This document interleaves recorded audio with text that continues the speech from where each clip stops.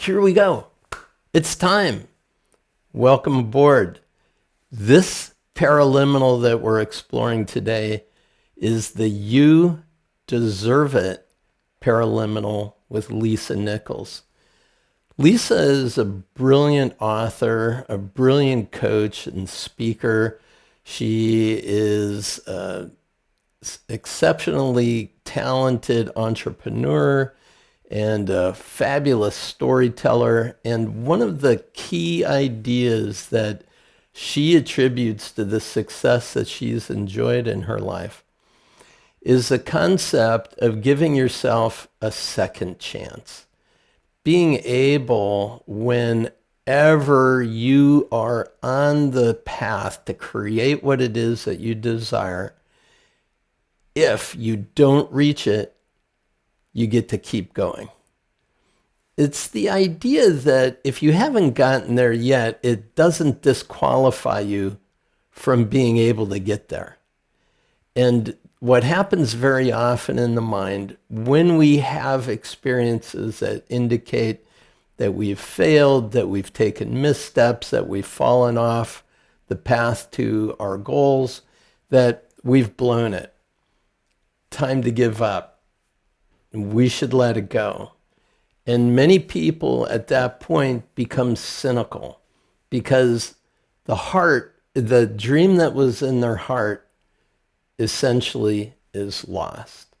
And the broken-hearted idealist is the person who becomes a cynic. And when you think about the work that Lisa Nichols has brought to the world, she brings this idea of being your own best interior coach, your own best cheerleader. Now, in the work that I've done over the years, I talk about an open mind, an open heart, and an open will. That what we need in order to be able to accomplish our greatest goals and aspirations in life is to be open, to have an open will, to have a free will to be able to move forward, to go into it wholeheartedly, to have an open heart, an expansive interior landscape that will let you live into your highest expression. And at the level of your mind, the belief that you can attain what it is you set your mind upon. Not only is that essential, but also your appraisal of yourself, your identity. Who do you think you are? Do you think that you are the person who deserves that lofty goal that you have established for yourself? Now, I've always had a problem with the idea of deserving. People say, well, I deserve it. I deserve to have this. Deserving is what you have as a part of being a human being and being alive. So let's transcend a concept of deserving and really get a sense of your identity as being a person worthy of this high expression. Sometimes what happens as a result of failures and mistakes that we have made in the past, regrets, shame, embarrassment that we have had, is we talk ourselves out of going back to those situations and doing better. Instead, we just avoid them.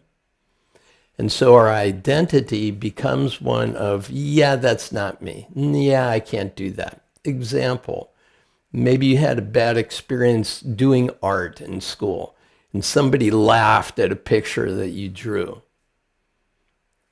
Well, instead of facing that kind of embarrassment in the future, it's easier to just say, yeah, I'm not an artist, and back away from something that you actually may have a desire to get really good at. Same thing could happen in music. Same thing could happen in singing. How many of you have had the experience of claiming you don't have a good voice? Oh, I couldn't carry a tune in a handbasket. And so your identity of who you are is taken away from possibility of who you can become. In other words, failures begin to define the possibility for your future. And that just doesn't make any sense. That's not how it goes. And many people develop what's called a fixed mindset. That's just who I am. Person with a growth mindset says, yeah, I haven't been able to get there quite yet, but I'm working on it and I'm getting better. Perfect example is singing. Singing requires a training of muscles. And if you don't train those muscles, it's very difficult for you to be really effective at hitting a note and sustaining that note. So if you claim, well, I can't carry a tune in a handbasket, why would you ever try to develop the skills to become better at singing? The reason I'm using that is I'm a guitar player, and I had that identity that I'll let everybody else do the singing. They'll be the front people.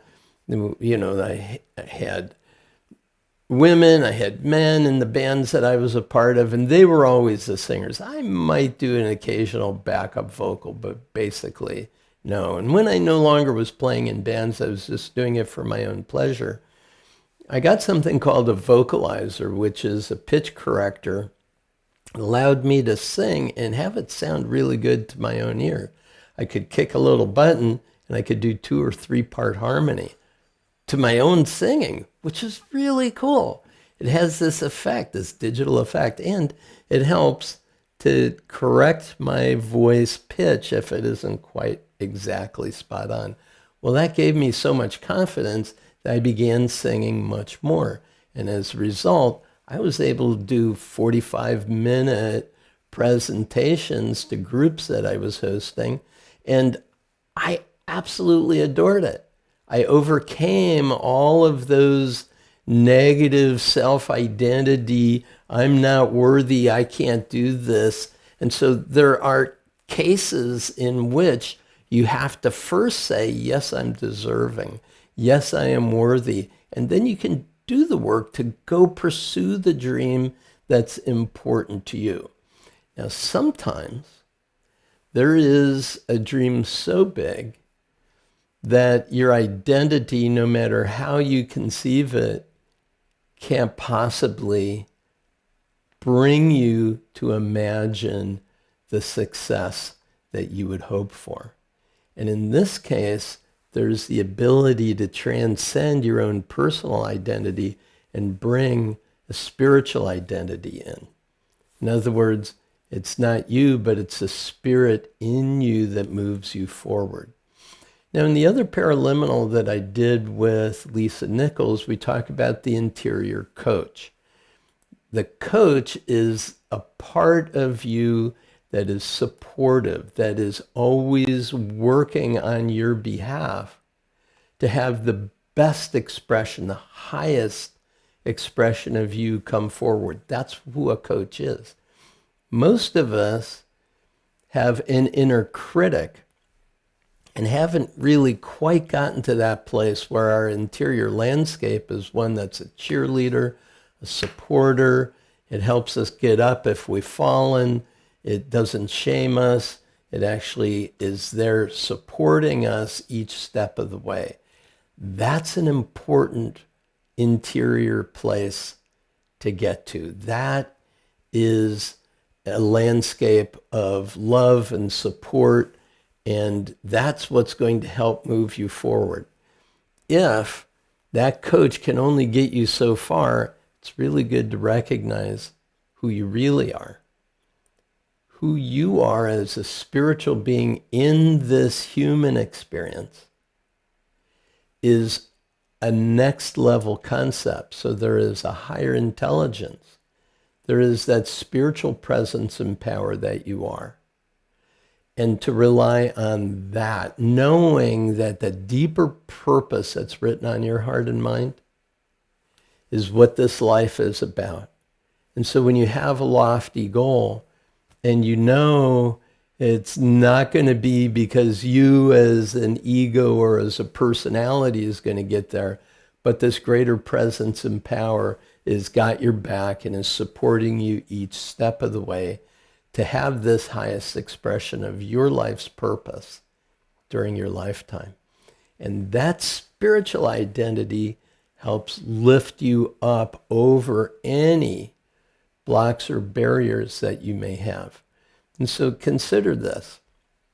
This is something Elisa Nichols talks about, is when you fail, you give yourself a second chance. And you actually get 1,000 second chances.